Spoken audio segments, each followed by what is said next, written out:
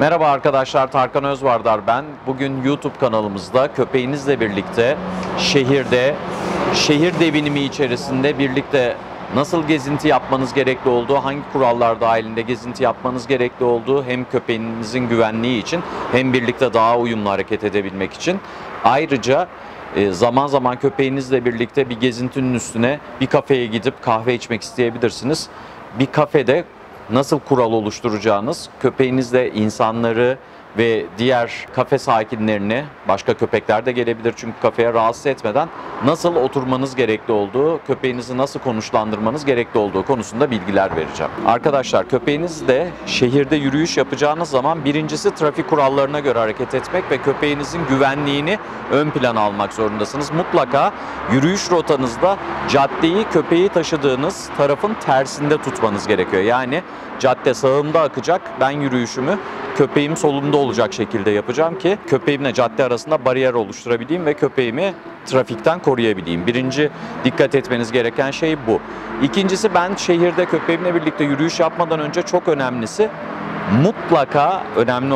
mutlaka köpeğimi önceden, burası kalabalık ortamlar, stresi yüksek, köpeğin size odaklanması çok daha zor, çok fazla dış uyarıcı var.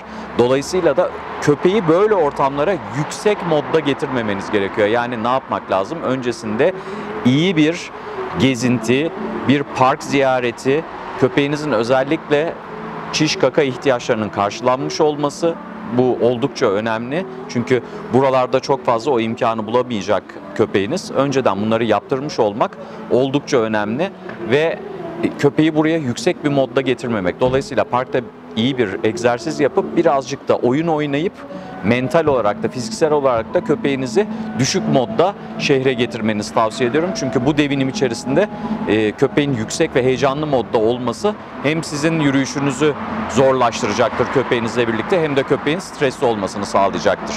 Şimdi birazcık şehirdeki yürüyüş moduna dikkatinizi çekeceğim. Köpeklerle birlikte karşıdan karşıya geçme durumu söz konusuysa mutlaka trafik kurallarını dikkate almak gerekiyor. Köpeğiniz asla kırmızı ışıkta koşarak heyecanlı bir şekilde çapraz geçiş yapmaya çalışmayın. Çok ciddi kazalar yaşanabilir. Mutlaka köpeğinizi ışık yanana kadar beklemeye alıştırın. Örneğin ben stabilize etme taraftarıyım. Otur. Komut verip ben komuta başlamadan hareket etmemesini sağlamak en doğrusu. Şimdi yeşil ışığı bekliyoruz. Sakince beklemeyi bilmesi gerekiyor ışıklarda. Köpeğinize bu konuda mutlaka egzersiz yaptırın. Sabırlı olmayı bilmesi çok önemli.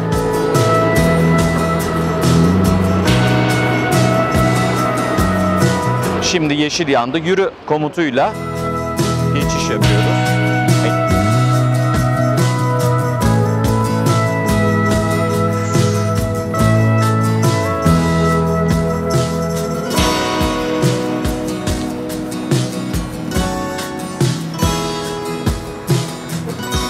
Şehir karmaşası içerisinde trafiğin yoğunluğu ve özellikle de insan gruplarının kalabalığı söz konusu olduğu zaman, biraz önce de söylediğim gibi dikkat dağıtıcılar fazla olduğu zaman köpeğin konsantre olması birazcık daha zordur. Ama biz köpeğin konsantrasyonunu bozacak olan şeylere takılmaması hedefli olarak yürüyüşümüzde mutlaka bir tempomuz olması gerekiyor. Şimdi bir yandan konuşup bir yandan yürümeye çalıştığım için tempom düşük. Aslında olması gereken öndeki arkadaşların temposu. Bir tempo dahilinde köpekle birlikte yürümek gerekiyor ve şu anda biz akışın tersindeyiz. Karşı taraf uygun olmadığı için aslında karşıdan yürümek gerekiyor ki köpeği trafikten uzak noktada tutabileyim. Mümkün olduğunca trafikten uzak olmasına dikkat etmek gerekiyor. Ve trafik içerisinde, yoğunluk içerisinde köpekle birlikte yürürken köpeğin sizinle uyumlu ve düzgün yürümesine dikkat etmelisiniz. Çok fazla fleksiyi açıp önden gitmeye çalışması, uzatmalı kayışları kullanmak çok doğru değil. Çünkü bu tip yerlerde kontrolsüzlüğün olmaması gerekiyor. Köpeğin kontrollü bir şekilde yanınızda yürümesi gerekiyor. İşin bu kısmı önemli. Ve yine dikkat dağıtıcılara nötr kalmayı bilmesi çok önemli köpeğin. Yani bizim şehirde köpeklerimizden istediğimiz şey şu olmalı: İnsanlara ve uyarıcılara ne seremonik davranmalı, ne böyle aşırı hareketlilik ve aşırı dostane olmalı ne de tabii ki agresif olmalı. İkisini de istemiyoruz. Mümkün olduğunca köpeğin nötr olmasını bekliyoruz. Dolayısıyla da bu egzersizleri düzenli olarak yaparsak bunu sağlamak mümkün. Yine bir ışığa geldik. Yine köpeklerimizi sabitleyeceğiz.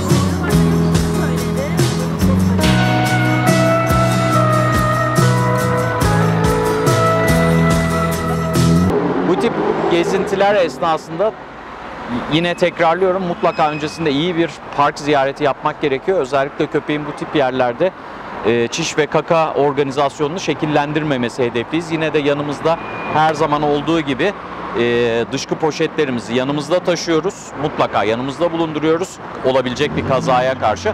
Ama hedefimiz köpeğin burada bu tip ortamlarda tuvalet ihtiyacını gidermeye çalışmaması. O yüzden dolu getirmemek önemli.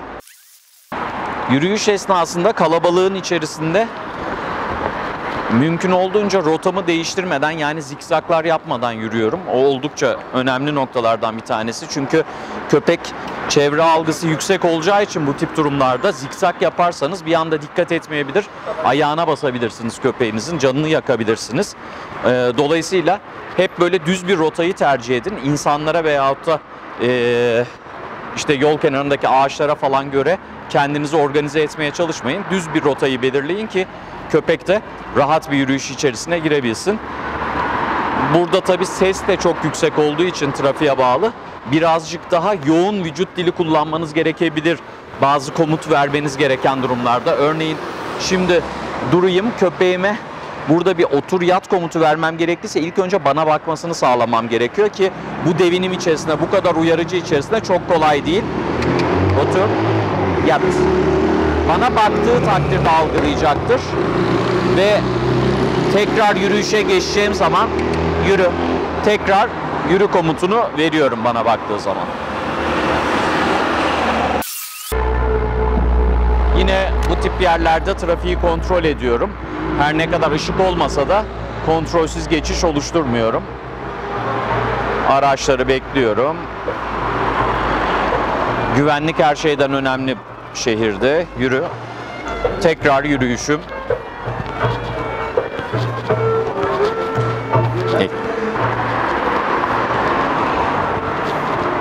Özellikle yürüyüş esnasında başka köpeklerle karşılaşma durumu söz konusu olursa, özellikle de kayışla gezen, başkalarının gezintileriyle karşı karşıya gelirsek nötr davranış geliştirmek en önemlisi. Durup köpekleri tanıştırmaya çalışmak, bu devinim içerisinde koklaştırmaya çalışmak çok doğru bir uygulama olmayacaktır. O yüzden eğer karşıdan gelen bir köpek görürsem kesinlikle köpeğimi tanıştırmaya çalışmayacağım. Düz geçeceğim.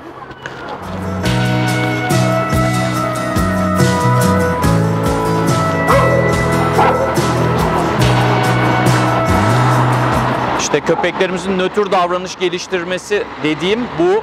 Mesela diğer bir kafeden bir köpek avladı ama bizim gruptaki köpeklerin hiçbiri karşılık vermediler. Düz olarak geçtiler. Burada bir kaos yaşanmaması önemli şehir devinimi içerisinde özellikle. Şimdi burada bahsedeceğim bir takım önemli şeyler var. Hedef kafe biraz ileride pet friendly, köpek kabul eden, hayvan kabul eden bir kafeyi tercih ediyoruz. Tabii ki bu çok önemli. Ben kendi tercihim köpek kabul etmeyen kafeleri çok fazla gitmiyorum, tercih de etmiyorum. Hayvan dostu olan kafeleri daha çok tercih ediyorum ki köpeğimle birlikte rahat rahat orada bir şeyler içebileyim, birlikte oturabileyim ve bu tip kafeleri daha çok lanse etmek istiyoruz. Çünkü hayvan dostu, köpeğinizle birlikte rahatlıkla gidiyorsunuz.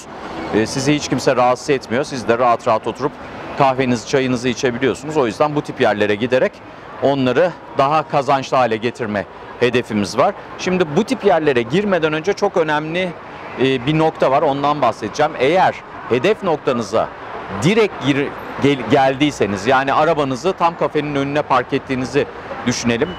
Arabanız tam kafenin önünde park halinde bile olsa köpeğinize mutlaka bir oryantasyon turu attırmalısınız cadde üzerinde. Çünkü biz insan olarak arabaya bindiğimizde bir noktadan bir noktaya giderken yol güzergahı içerisinde kafamızda her şeyi rahatlıkla oryante edebiliyoruz.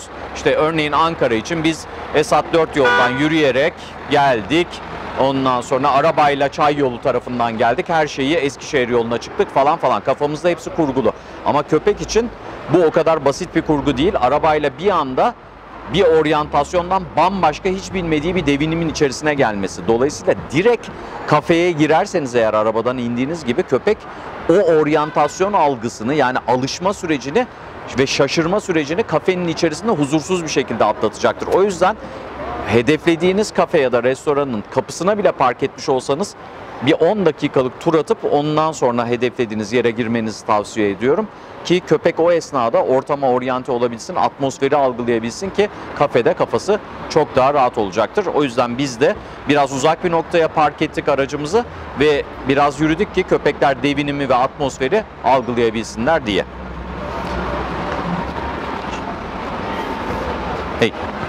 Hı-hı.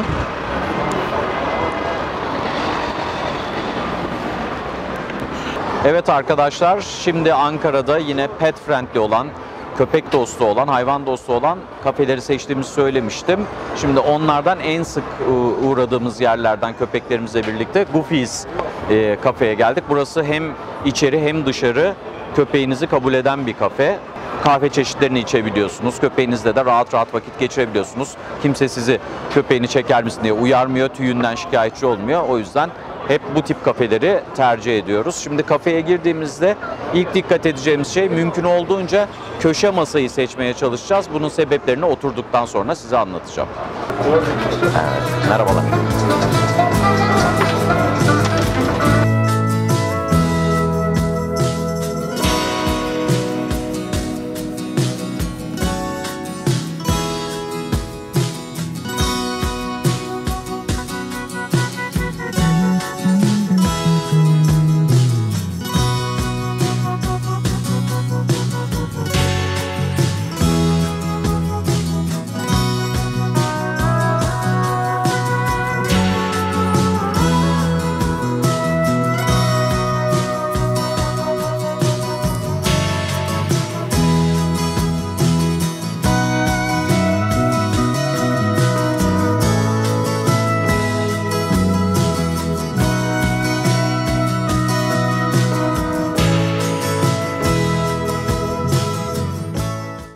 Arkadaşlar kafeye geldik ve köşe masayı seçtik. Köşe masaya köpeklerimizle birlikte yerleştik. Şimdi niçin köşe masa seçiyoruz? Biraz bundan bahsedeceğim.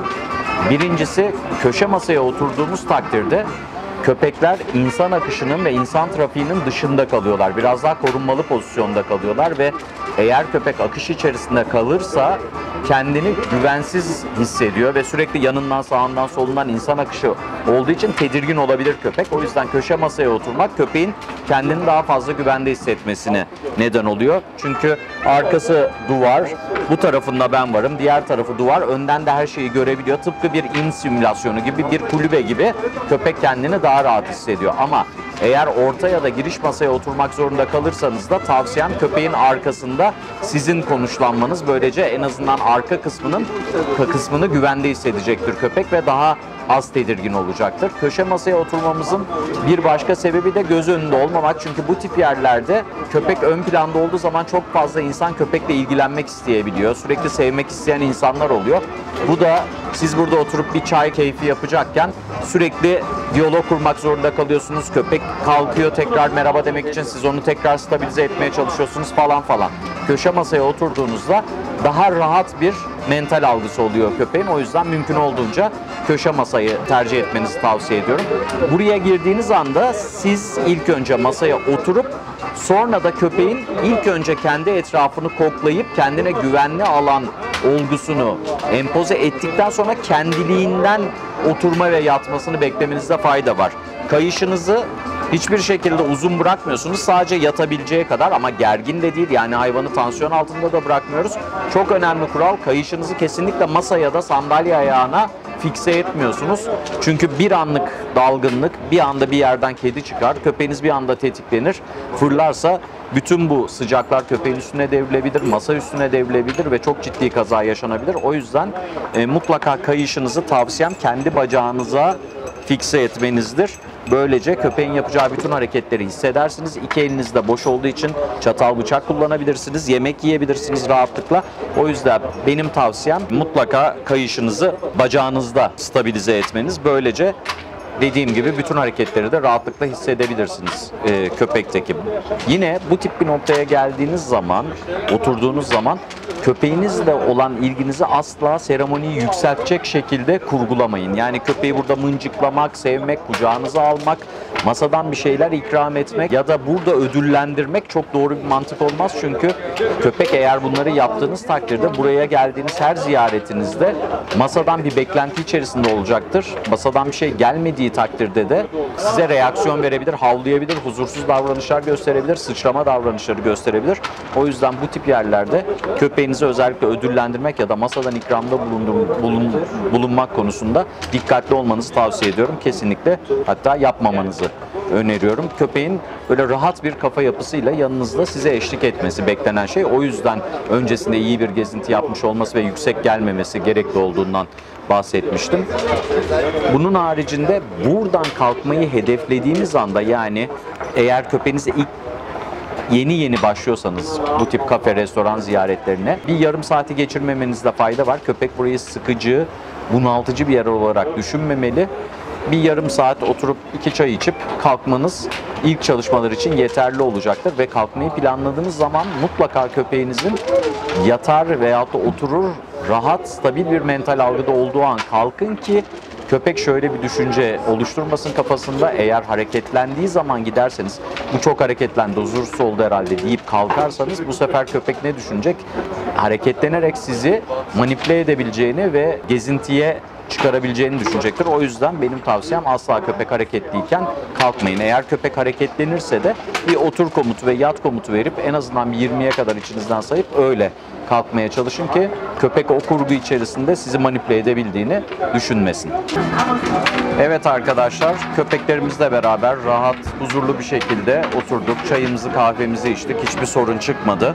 Köpeklerimiz de son derece uyumlu davrandılar. Buradan gitmeyi planladığımız an onların sakin olduğu an olması gerekiyor. Hareketli anlarında kalkmıyoruz. O yüzden hepsi sakinken şimdi kafeyi kimsenin huzurunu bozmadan terk edeceğiz.